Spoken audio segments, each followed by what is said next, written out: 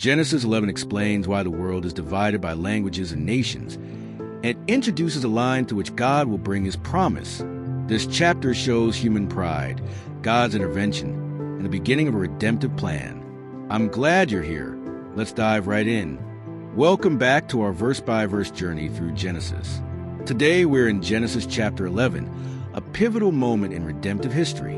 In this chapter, we see human pride, divine intervention, and the sovereignty of God in the scattering of nations. It prepares the stage for God's covenant with Abram in chapter 12. Genesis 11, verse 1. Now the whole earth had one language and one speech. Unity is inherently righteous. When sinful people unite in rebellion, it leads to greater sin.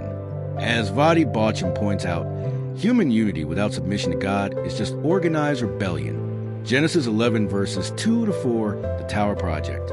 They found a plain in the land of Shinar, and they said, "Come, let us build ourselves a city and a tower whose top is in the heavens.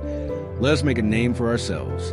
This is the heart of Babel: pride, self-exaltation, and defiance of God's command to spread out. Genesis 9, verse 1. The tower wasn't just architecture. It was a monument to man's ambition. John MacArthur notes this was likely a ziggurat, part of an ancient religious system to reach or manipulate the divine. Genesis 11, verses 5 to 6, God's response. But the Lord came down to see the city and the tower, and the Lord said, "Indeed the people are one, and nothing that they propose to do will be withheld from them." This is divine irony. Man thinks he's building to the heavens, yet God comes down to see it. God isn't threatened, but he acts to restrain human evil. Unity in sin multiplies rebellion. This is an act of mercy and judgment. Genesis 11, verse 7. "Come, let us go down and there confuse their language, that they may not understand one another's speech." Here we again see a plural reference. Let us, a hint of the Trinity. God disrupts communication to scatter humanity, not out of cruelty, but to prevent greater evil. Genesis 11, verses 8 to 9, the scattering.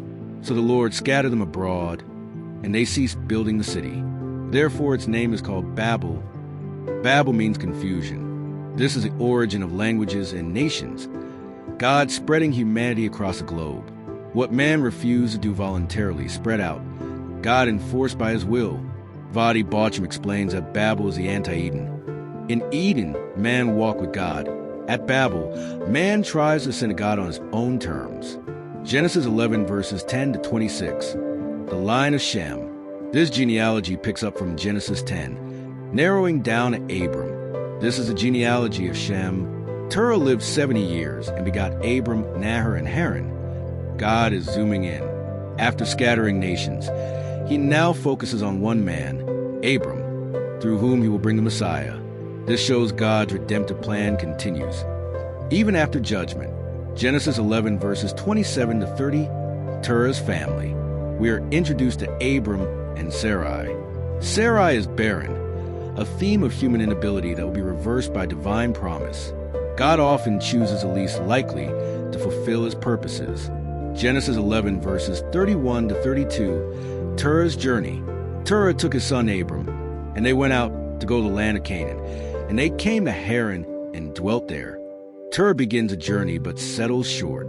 This sets the stage for Genesis 12, where God will call Abram fully out of Haran. The covenant line is about to begin. Theological takeaways. God opposes the proud. Babel shows the danger of collective pride. God always humbles the arrogant. God directs human history. Languages, nations, and boundaries are not random. They are God-ordained. Judgment makes way for redemption. The scattering at Babel leads to the calling of Abram. God's plan never fails. Grace through barrenness. Sarai's barrenness will soon become the backdrop of God's miraculous provision. Conclusion and application. Genesis 11 is not just about a tower. It's about the futility of man's efforts to reach God by works, the mercy of God in scattering sinners, the unstoppable sovereignty of God to fulfill his plan. Ask yourself, am I building a name for myself or living for the name of Christ? Do I trust God's control over nations and history? Am I ready to follow like Abram when God calls me out? Thank you for watching. Like, share, and subscribe for more verse-by-verse Bible teachings. Family, Thank you for reading Genesis 11 with me today. If something spoke to your heart, share in the comments. May God bless you and guide your steps according to his will. I'll see you tomorrow.